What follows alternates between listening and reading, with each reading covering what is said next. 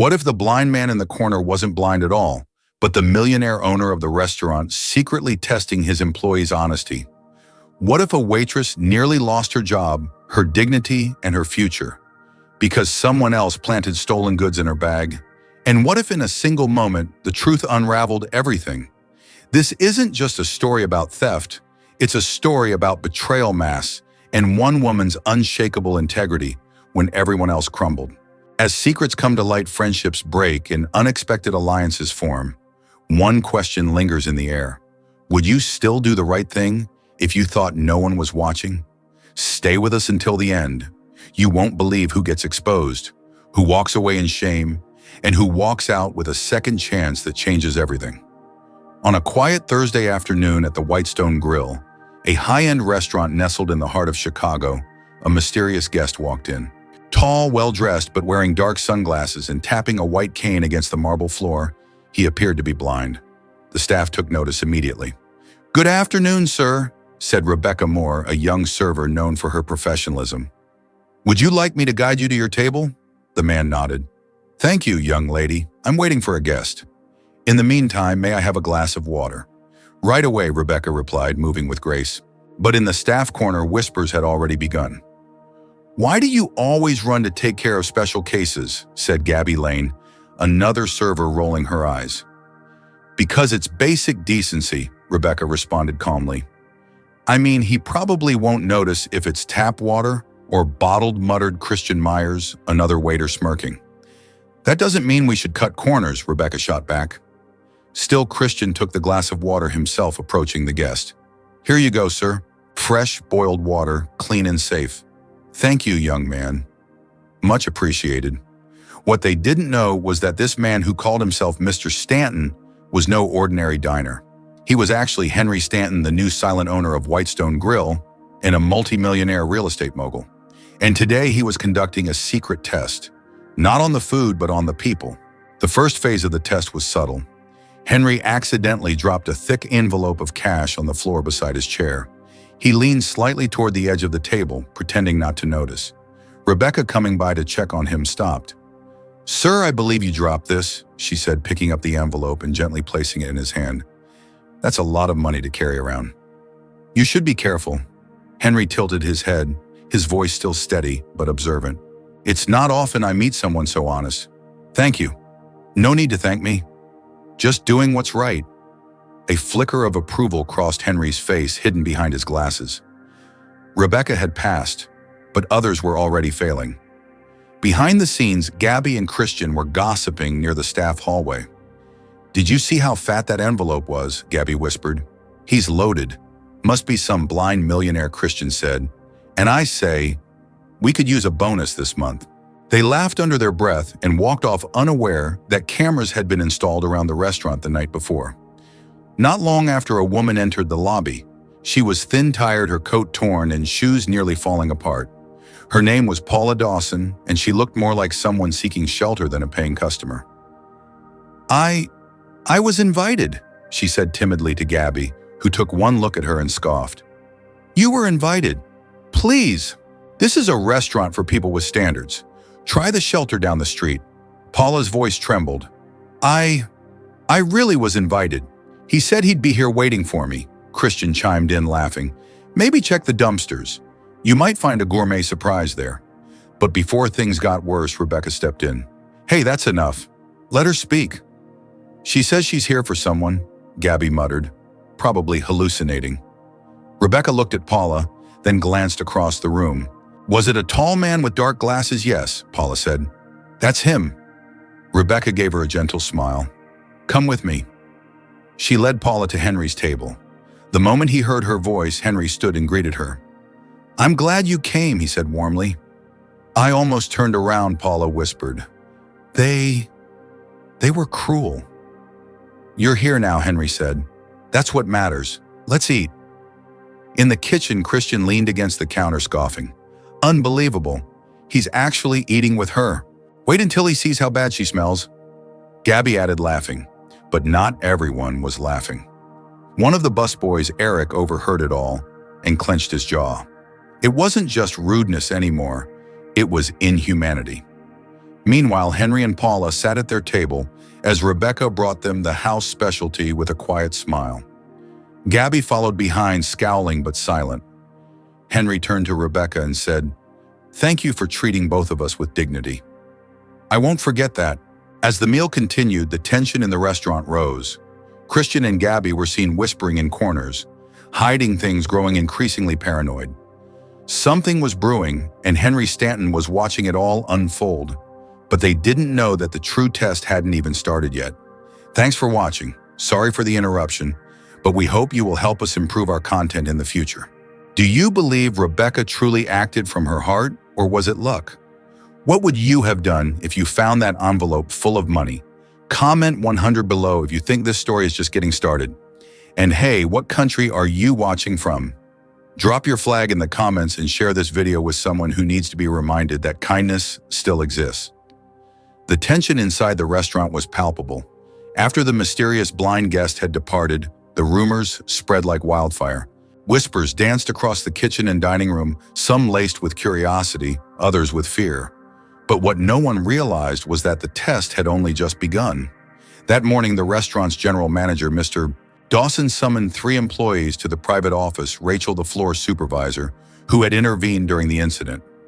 Josh, the charismatic waiter with a reputation for smooth-talking both guests and co-workers, and Rebecca, the chic hostess, known for her sharp tongue and an obsession with designer fashion. What they didn't know was that Daniel Everett, the supposed blind man, had returned. Only this time, he wasn't playing a role. He stood beside Dawson in a crisp black suit, no cane, no sunglasses, eyes clear, piercing, and full of purpose. Rachel stood stiff as a board, but Josh and Rebecca exchanged anxious glances. "We're doing a routine review," Dawson explained, voice clipped. "Several high-value items went missing during yesterday's shift. Until we get answers, nobody leaves the premises." "You've got to be kidding," Rebecca blurted. "Are you accusing us of something?" "Let me be very clear," Daniel said calmly, his voice now utterly different from the gentle tone he used the day before. "I saw more than you think, and I intend to find out who I can trust in this business." Josh chuckled nervously. "This is some kind of joke, right?" "You were pretending to be blind." Daniel's smile didn't reach his eyes. "Sometimes the only way to see people's true character is to let them think you can't." Dawson nodded to the security guard who escorted Rebecca into a side room for questioning. Josh paced like a caged animal. "I can't believe this. What does he even want from us?" Rachel folded her arms. "Maybe honesty." Meanwhile, inside the interrogation room, Rebecca crossed her legs and clutched her designer purse like a shield. "I don't know anything about missing items. I've always been loyal to this restaurant. You were seen handling a handbag that didn't belong to you," Dawson stated, sliding a photo across the table. Rebecca barely flinched. "That was Gabby's bag. She asked me to move it." "You're sure it was hers?" Rebecca hesitated, then nodded with a little too much confidence. Outside, Josh leaned toward Rachel. "We need to stick to the story.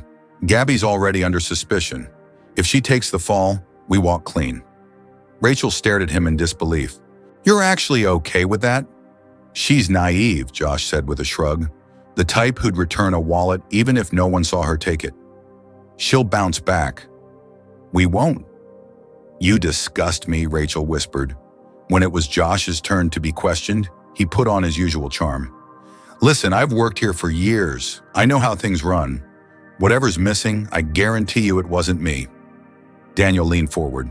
"You told a coworker that you were considering quitting and going on vacation after yesterday's shift. How exactly did you plan to fund that?" Josh's smirk faded. "That's a private conversation. Not when the timing aligns perfectly with a missing luxury watch, cash, and car keys," Daniel said coldly. The silence was thunderous. Back in the dining room, Gabby sat alone, hands trembling. She had no idea that Josh and Rebecca were already building a narrative around her. She'd never stolen a thing in her life, but fear has a way of making innocence look guilty. Later that afternoon, the staff was ordered to bring in their personal belongings for inspection. "This is a violation of privacy," Rebecca protested loudly, but her voice cracked under pressure. Daniel didn't flinch. "If you have nothing to hide, you have nothing to fear." One by one, bags were checked. Rachel's was clean, Josh's too. Then came Gabby's.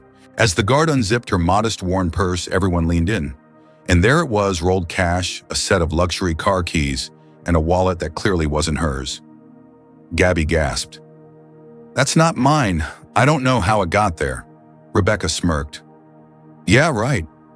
Classic move act, innocent when you get caught." "No," Gabby cried, tears now spilling freely. "Someone planted that stuff. Please, you have to believe me." The room broke into murmurs. Daniel studied her face closely. Fear, not guilt, lived in her eyes. "Security footage is being reviewed as we speak," Daniel said, raising a hand to calm the staff. "And I have one more surprise for all of you." At that moment, two officers stepped into the room holding a flash drive. "We've reviewed the footage," one of them said, "and it's clear Gabby didn't steal anything." The footage shows Josh and Rebecca transferring items into her bag in the kitchen when she wasn't looking. Rebecca turned pale. Josh backed away toward the exit. "This is insane," he muttered. "It's not what it looks like." Daniel raised a hand again, firm. "No more lies." The officers approached. "Josh Miller, Rebecca Langston, you're both under arrest for theft and attempted framing of an innocent party." As the handcuffs clicked shut, Daniel turned to Gabby. "I'm sorry you were put through this, but your integrity, it saved you." Gabby wiped her eyes. "I didn't think anyone believed me." "I did," Rachel said softly, stepping forward. Daniel nodded. "And because of that, I have a proposition. What do you think Daniel will offer Gabby? Should he give her a second chance at something bigger than a waitress job? Let us know in the comments, and if you think honesty still matters in this world, drop a 100 below. Where are you watching from? Tell us your country, and don't forget to share this story if it moved you. Part 3 will surprise you even more. The restaurant was unusually quiet the next morning. The usual clatter of dishes and casual chatter was replaced by hushed voices and stolen glances. The news had already spread. Josh and Rebecca had been arrested. The ones who seemed untouchable had fallen, and the one everyone doubted, Gabby, had emerged with her integrity intact. But Gabby wasn't celebrating. She sat in the break room, her apron folded neatly in her lap, her eyes staring blankly at the wall. Even with the truth on her side, she couldn't shake the weight of what had happened. The shame of being falsely accused, the pain of being betrayed by people she thought were friends, the humiliation of almost losing everything. A soft knock on the door snapped her out of her thoughts. Rachel stepped in, holding 2 cups of coffee. "Thought you might need this," Rachel said, handing one over. Gabby managed a small smile. "Thanks. You didn't have to." "I wanted to," Rachel replied, sitting beside her. "You've been through hell, but you handled it with more grace than I think I ever could." Gabby let out a soft breath. "I just kept thinking about my mom, about what she'd say if she saw me break down. She always told me, even when life is unfair, you don't have to become bitter." "She sounds wise." "She is," Gabby said, eyes misting. "But I've never felt so humiliated.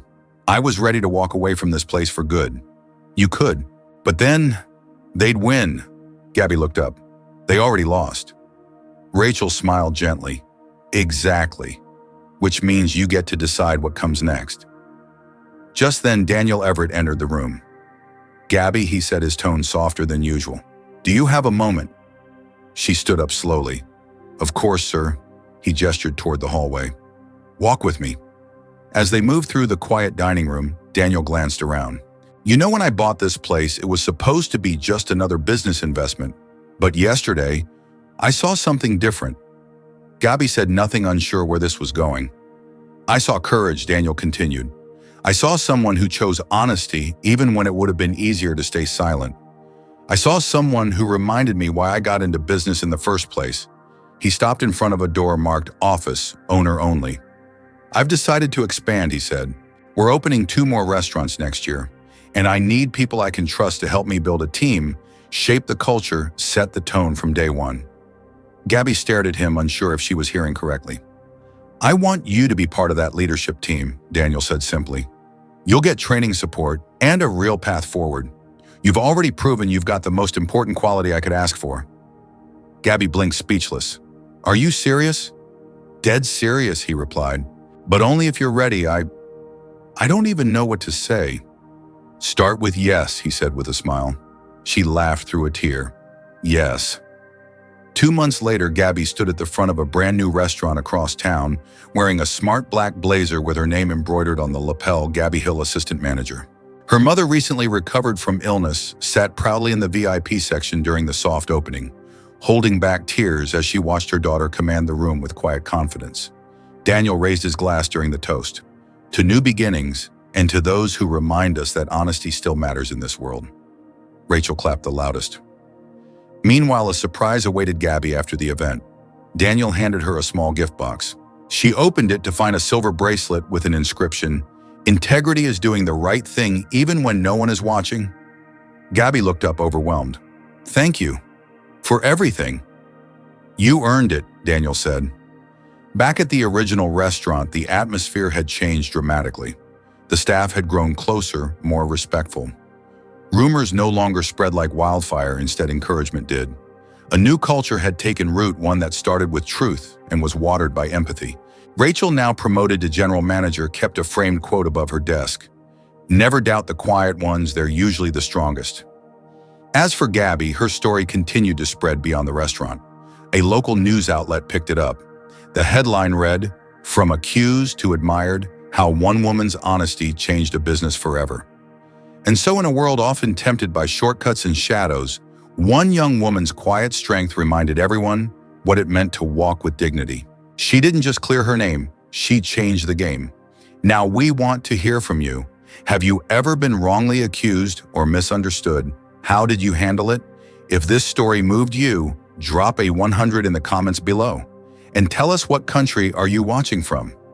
If you believe the world needs more people like Gabby, don't forget to share this story with someone who needs hope today.